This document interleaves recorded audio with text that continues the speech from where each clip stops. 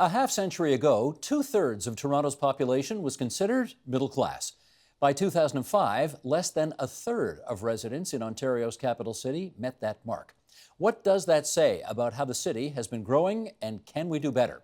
Joining us now for more, Kofi Hope. He's Executive Director, C Centre for Young Black Professionals. Michelle German, Senior Manager, Policy and Partnerships at Evergreen CityWorks, and David Hulchansky, Professor of Housing and Community Development at the University of Toronto. And it's good to have you three around our table here tonight at TVO. I want to start by pointing out what Richard Florida, the famed urbanist, has to say about this in his book, New Urban Crisis: Sky-high housing policies, rising inequality, deepening segregation, a shrinking middle class, and he has referred this, David, to the central crisis of our time. What do you think of his diagnosis? I agree with that. There are, I think, two key issues that will do us in if we don't do something about it: climate change and inequality. And neither are problems of the city. They are problems in the city created by the way we govern ourselves and by the way we run our societies. Michelle, he was, Florida, extremely optimistic when he first came to Canada a decade ago, much less so now. How about you? I'm still optimistic, Steve. He's absolutely right. We have some serious issues to deal with in the city and I think as a society. But I actually see two huge opportunities. One is that we're going to see a lot of people moving to our mid-sized cities over the next 20 years.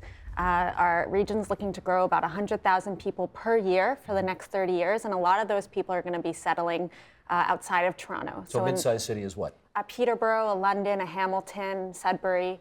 And the other piece is that our governments are making huge investments in infrastructure, social, economic, and transit. So it's really an opportunity to leverage those dollars, every dollar, to get as many benefits as we can and address the issues that we're facing. Kofi, you as pessimistic as Richard Florida at the moment?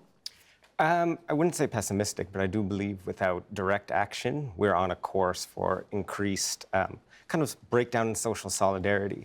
And I think for me, as a political scientist, we can talk about the economic trends and the social trends, but it's how it's playing out at the level of culture and the division within all Western societies between insiders, outsiders, and now that reflected in the rise of populism, I think has to have us all worried, because to respond to these issues, which have taken decades to build, it's going to take decades to fix them. And with the way the political landscape is going, we may not have all that much time. Let me pick up on that word trends. And to do that, I'm going to urge you all to look at the monitors here in the studio, because we're going to go through the Hulchansky maps now. Sheldon, you ready? Let's bring this up. David, I'd like you, if you would, to take us through the next series of maps, which start, as this graphic indicates, in 1970. We see with the blue areas where very high income people live. This is a classic post-war inner city problems. People with choice, and that's the growing middle class, did not want to live in the inner city. So you see there south of Danforth and Bloor, and a little bit north of Bloor, is the traditional inner city of poor neighborhoods. But let's make the obvious point here. There's a little blue, there's a little red, and there's a lot of middle class yellow. Right, yellow is the middle income group. Okay, let's keep moving around. We're going to go a decade later. 1980. What's happened? A little more red and a little more blue. Okay, let's go on to 1990. And more of the same, but let me now warn you, when you jump to another 10 years, the year 2000. Go ahead, Sheldon. Let's see, 10 years later, 2000. Wow, big change. This brings us to today. It is a bit worse today in 2012. Our latest data, 2012. And let's flip it over for the year 2012 as well. And what this is showing is the reddish-brown color is low-income or very low-income neighborhoods, and vice versa. You see very little light blue. The high-income are very high-income neighborhoods, and there is a very small middle there. Very small middle class and a lot more. That is the trend. Low and very low class. Yeah. Okay. I'd like to know, Michelle, in your view, to what extent Ontario's capital city is becoming a more segregated city? I think that it's absolutely become a segregated city. And what's interesting is to watch us undo that segregation. So I'm thinking about the Toronto community housing communities, Regent Park, Lawrence Heights, Alexandra Park, who are all going under revitalization. So to undo... Just explain, for people who live outside yes. Toronto, explain what those are, those neighborhoods you just referred to. Sure. So those are Toronto community housing neighborhoods that have, in built form, been built in a way that is actually segregated. So they have fences around them. They don't have streets that connect them to the major arteries of our city. And this is social housing? Yes, it's social housing. So it's one kind of income. Isn't commercial at grade, and it's hard to get in and out of these communities. So currently, Toronto Community Housing, partnering with developers, is looking to revitalize these communities and bring in mixed income, so building new towers and new housing for middle and high income people to move in, and also rearranging the actual streets.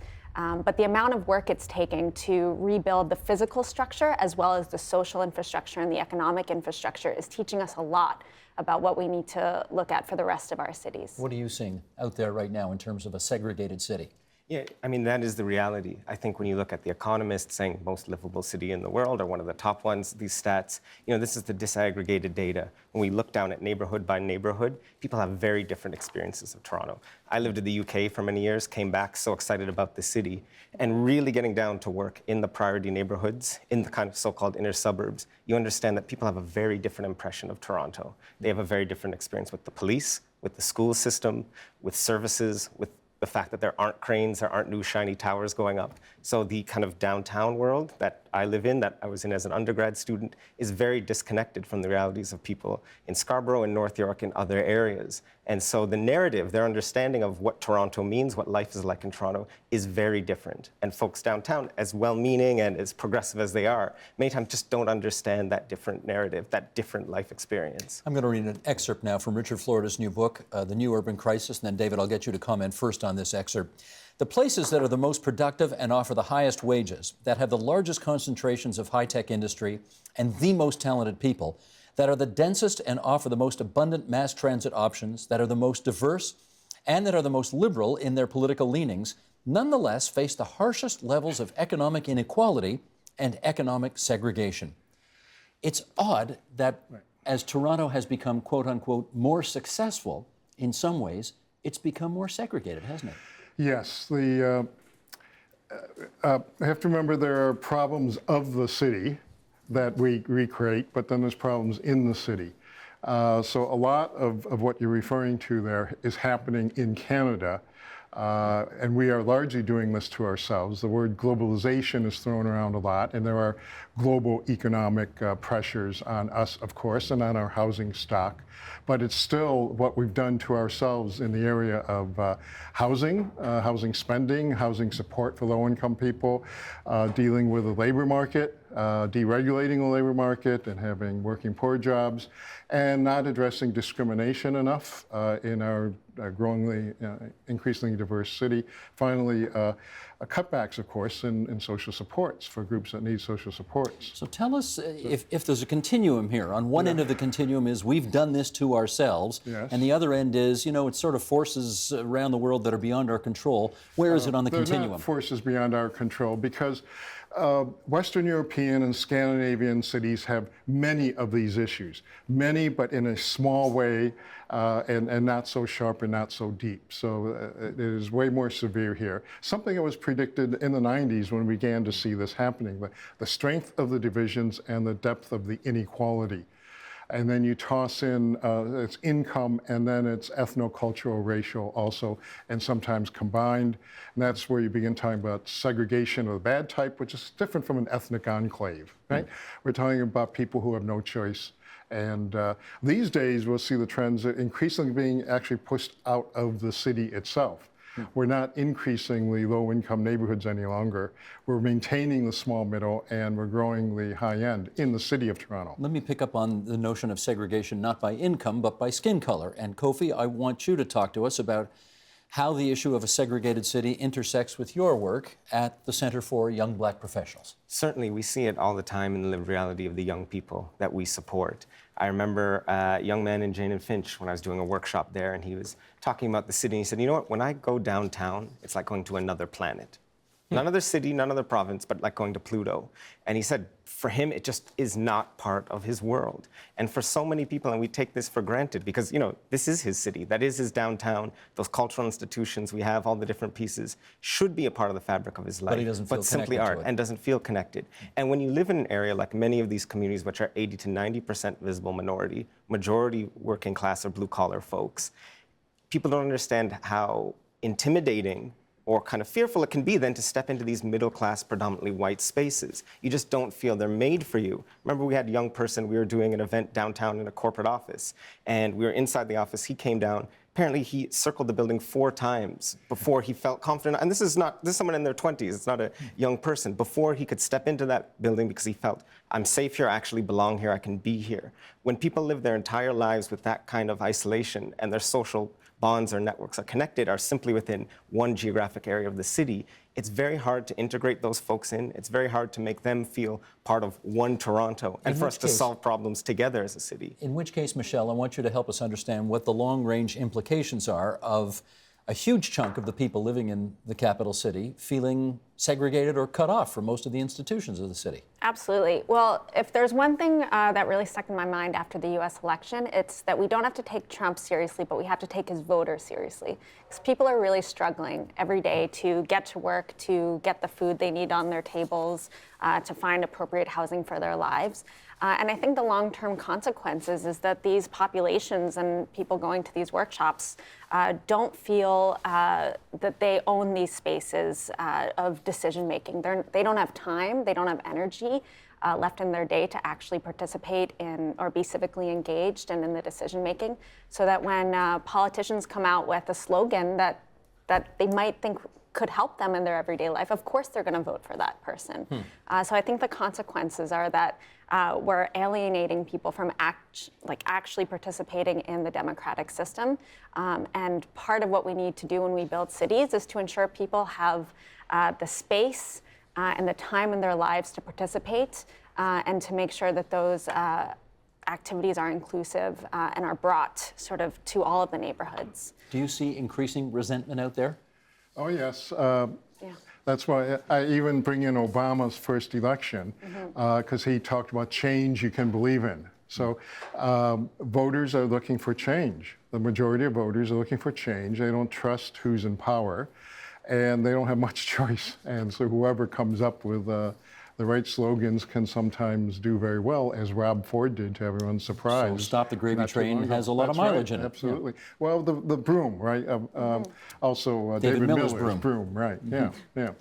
And if I think about Rob Ford, the major thing for me is when he said respect for the taxpayers. And many folks I know in my social circles downtown look down on that, oh, we're democratic citizens. How is he reducing us to this consumer relationship? But for folks who have experiences of the police pulling over your child all the time, who have your TCHC landlord who's always giving you problems, your teacher that's just not responding to your needs at school, the TTC bus that comes so late and then takes off when you're there, it's at that level where the rubber hits the road, where government interacts with your life, you're finding bad service, you're finding disrespect. And someone who spoke to that, to the idea of respect, and that you need to have a better experience with government in your life, that meant so much. Many folks who are disconnected from that just couldn't understand, and the response, as opposed to building empathy, was to put down the voters for Rob Ford. Say, oh, they're uneducated, they don't understand, they're just, not bright, they've been hoodwinked. When, no, those people understand their lived reality. It wasn't them who didn't understand, it was the rest of the people who didn't understand why they were lashing out that way. Correct. And finding a champion in Rob Ford for their issues.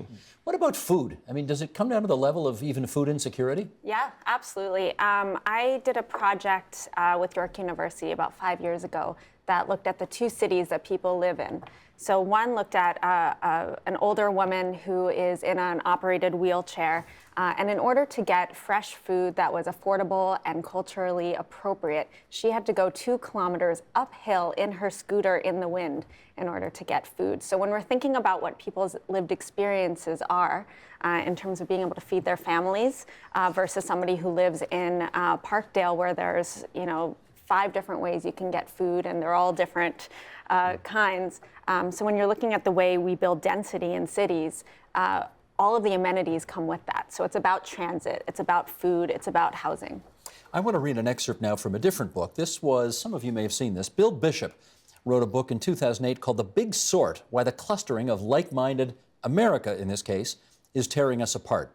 And here's what he said. We now live in a giant feedback loop, hearing our own thoughts about what's right and wrong bounced back to us by the television shows we watch, the newspapers and books we read, the blogs we visit online, the sermons we hear, and the neighborhoods we live in.